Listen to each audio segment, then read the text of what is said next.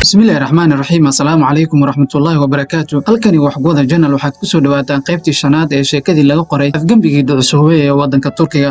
Haddaba sidaan ognahay wadanka Turkiga waxaa ka dhacay afgambi waxaana loo qaybiyay laba qayb, afgambigii hore iyo afgambigii dambe. Haddaba maanta waxaan ku soo qaadan doonaa afgambigii hore. Madaxweyne Rajab Tayyip Erdogan oo talada dalkiisa gacanta ku hayay in ka badan 13 sano ayuu mar u bedelay magaca uu leeyahay xilka ama kursiga uu dalka ku hogaaminayo sida madaxweynaha iyo ra'iisul wasaaraha. waxa uu tan iyo bilowgii xukunkiisa dagaal qaniinyo afuufa kula jiray ciidamada oo ah hay'ad awood badan oo ka madax bannaan hay'adaha siyaasadda, isla markaana soo aragtay in ay iyada u xilsaaran tahay in dalku ay ku ilaaliso ku socoshada aragtida cilmaaniyadda xagjirka ee uu unkay Mustafa Kemal Atatürk. Marka aynu taariikhda siyaasiga ee Erdogan dib ugu noqonnaa, waxa inoo muuqanaysaa in loolanka askarta iyo Erdogan oo calanka u sida islaamka siyaasiga ee dalka Turkiga uu muddo dheer ka hor soo bilowday. waxa aynu xasuusannahay afgambigii ay ciidamada xukunka dalkaasi kaga leexiyeen macalinkiisii Najmuddin Erbakan iyo xitaa afgambiyadii iyo caburintii ay ciidamada ku sameeyeen xisbiyadii iyo ururadii kala duwanaa ee Erdogan ka mid noqday. si kastaba ha ahaatee, afgambiyadaasi oo isugu jiray afgambiyo guuleystay iyo kuwo sida kan u dambeeyay fashilmay, aynu si gaara u dul istaagno afgambiyada ka dhacay inta uu xilka hayay madaxweyne Erdogan.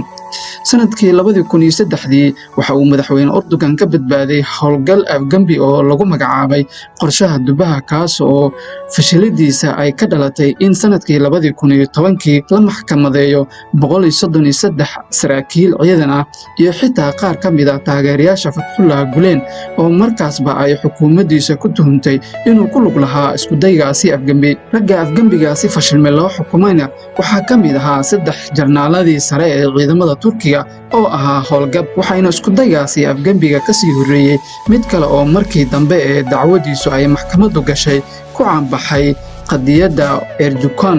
damaca afgambi isaguna waxa uu fashilmay markii sanadkii 2007 guri ku yaala Istanbul laga helay 27 bambo, laakiin isku daygaani sida muuqatay uma uu qorshan fiicneen umana uu adkeen sidii isku daygii afgambi ee qorshaha Dubaha iyo isku daygii afgambi ee isna dhacay sanadkii 2013 kaas oo dhicitaankiisa iyo fashilaadiisaba ay guul u noqdeen wadaadka Fethullah Gulen oo ay Erdogan xulufo siyaasadeed ahaayeen. waxyaabaha uu ka faa'iideystay afgambigaasi waxaa ka mid ahaa in markii uu Erdogan arkay sida xaalu yahay uu aad u soo dhaweeyay kana qaybgeliyay dowladda si ay shacbiyadiisa u xoojiyaan golaha baarlamaanka xisbigiisa u taageeraan.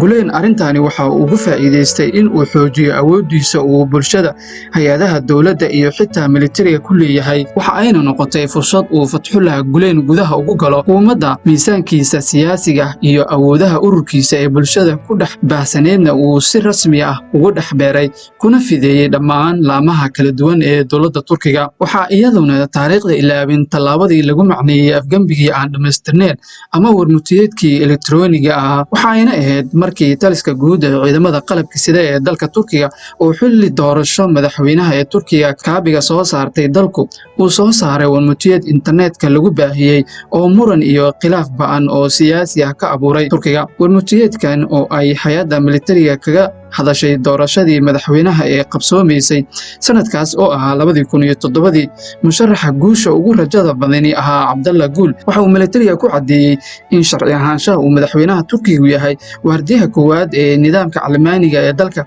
sida awgeed maadaama uu xaas Abdullah Gül ay timaha asturtay isaguna taariikh ahaan xiriir la leeyahay islaamka siyaasiga ee dalkaasi ay adag tahay inuu noqdo madaxweynaha gutaa waajibaadka ka saaran dhowrista Almaaniyadda. warmutiyeedkan oo bishii Abriil 2007 lagu faafiyay degalka internetka ee ciidamada qalabka sida ee Turkiga ayaa lagu yidhi ciidamada qalabka sida waxa ay ka walacsan yihiin xaaladda muddooyinkii dambe soo kordhayay, waxayna ciidamada isu arkaan in muranka ka dhashay arrintani ay daraf ka yihiin oo ay tahay in aragtidooda la ogaado maadaama ay iyagu yihiin difaaca kaliya ee Almaaniyadda dowladda Turkiga.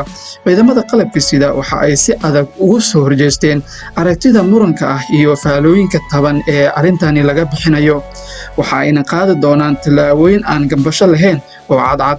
ayaa lagu yidhi warmutiyeedka muranka dhaliyay ee ciidamada ka soo saareen doorashada Cabdalla Guul iyaga oo weli warmutiyeedkani sii wada. Waxaa kaloo ka mid ahaa dhinaca kale marka aynu aragno dad ka soo horjeeda aragtida hogaamiyihii weynaa ee Mustafa Kamaal Atatürk waxa aynu isweydiinaynaa sida ay u dhici karto in muwaadin uu faraxsanaado isaga oo leh Turki baan ahay haddana cadow ku ah Jamhuuriyadda Turkiga. Ciidamada qoraalkoodani oo waxyaabo badan si maldahan uga hadlay waxa ay ku soo gunaanudeen digniin ahayd ciidamada qalabka sida ee Turkiga waxaa ka go'an in ay gutaan waajibaadkooda si waafaqsan shuruucda gaar ahaan wixii quseeya ilaalinta mabaadi'da iyo arrinta gaarka ah ee aan aqbali karin in wax laga bedelo Jamhuuriyadda Turkiga. Warka ay ciidamada soo saareen waxaa markiiba laga dhadhansanayay fariin cad oo ah hanjabaad ay ciidamada ku sheegayaan in aynu ku faraxsaneen in Islaamiyiintu ku fadhiistaan kursiga madaxweynaha haddii ay dhacdana laga yaabo in tallaabo afgembi ah ay ka kacaan. Xukuumadda xisbiga cadaaladda iyo horumarinta ay u muuqato in ay fahantay fariinta daahsoon ee ku jirtay warmutiyeedka militariga ayaa iyaduna warkani kaga jawaabtay hadal ay ku sheegayso in xukuumadda xisbigooda uu xaalkeedu ka xasaasisan yahay kuwii hore ka horreeyay.